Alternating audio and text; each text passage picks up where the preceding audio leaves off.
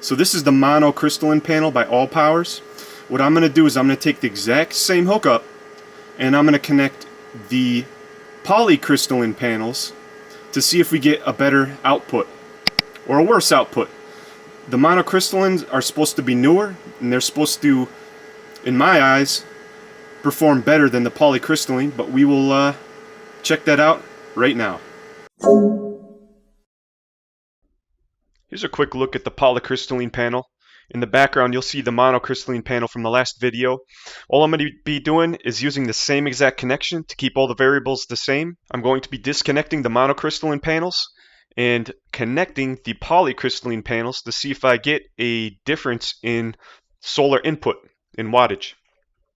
In the video I'm using a soup can, and what I'm using that soup can for is to better orient the best angle against the sun so that I can get the best possible input for the solar from the sun. A special shout out goes to a YouTube channel called Tech Made Easy. They actually taught me how to orient those panels using the soup can method, and they are a wealth of knowledge. So please go over there and check out that YouTube channel, subscribe, and like all of their videos. Alright, so right now the polycrystalline panels are performing better. Right now we're touching about 160 watts, 157, 158, 156, and the other panels were barely touching 140. So these panels are outperforming the higher priced monocrystalline ones. So here's day 2. I'm getting different results. Both days were a clear day. And this is the monocrystalline panel, which is doing about 4 or 5 watts better than the polycrystalline panel. So for today's testing, I would conclude that they are on par with one another. On the left, we have the monocrystalline panel, and on the right, we have the polycrystalline panel. Now let's go over the key differences. The dimensions of the polycrystalline panel is a little bit larger than the monocrystalline panel. They both have the same sort of stand, whereas the polycrystalline has a little bit of a thinner stand. The smaller monocrystalline has a bit of a thicker stand. If I stand these up side by side, you can not only see the size difference. Let me move my hand.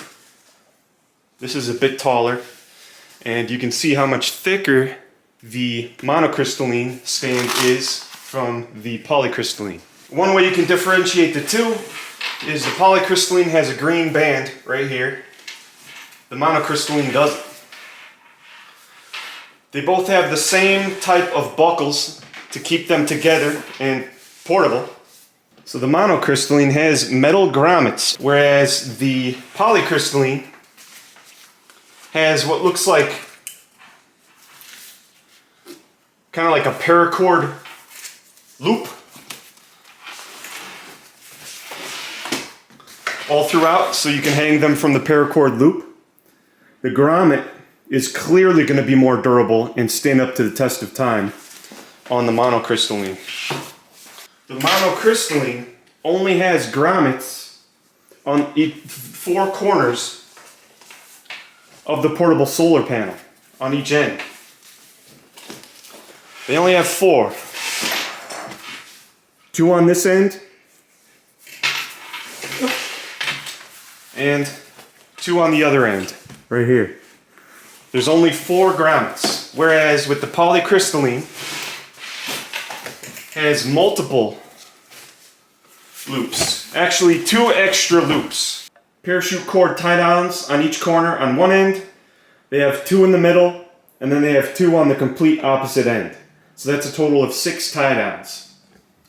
The pouch on the polycrystalline is a lot bigger than the monocrystalline, and that's primarily because the size of the panel on the polycrystalline is larger. So let's go ahead and take a look at what we get. On the monocrystalline, you get a DC adapter. You get a DC adapter to MC4. On the monocrystalline, you get the same exact MC4 to DC connection, DC adapter. On the monocrystalline, you get a set of adapters as well. For the polycrystalline, you get the same exact adapters. On the polycrystalline, you get what looks to be terminal battery connections, positive and negative, to MC4. You do not get that with the monocrystalline.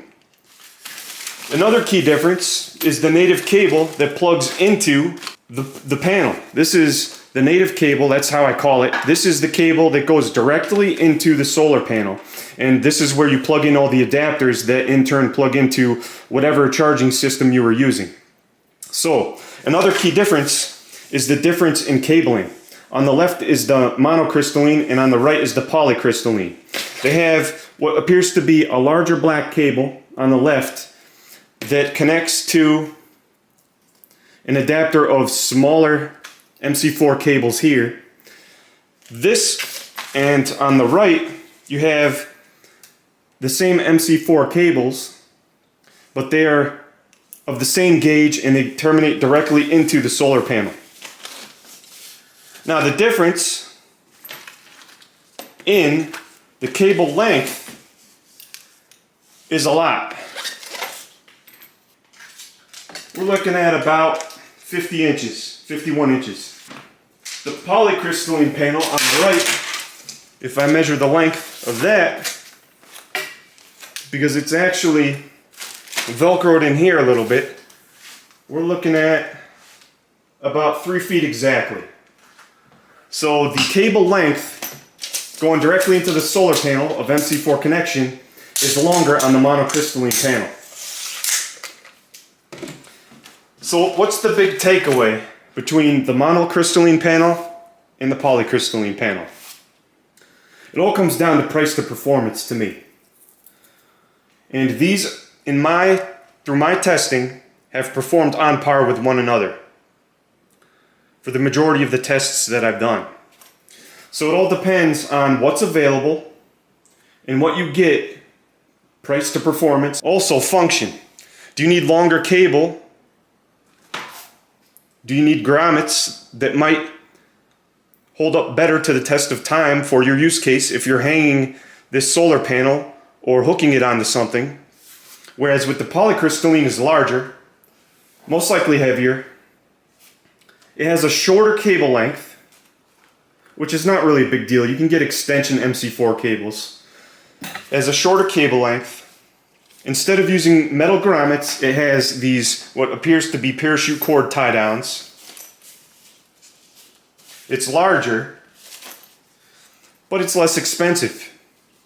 So I'm going to let you guys be the judge of that. Go ahead and sound off in the comment section below. Let me know what you think. If there's anything I missed, I'll make sure to respond to your questions and comments in the comment section below.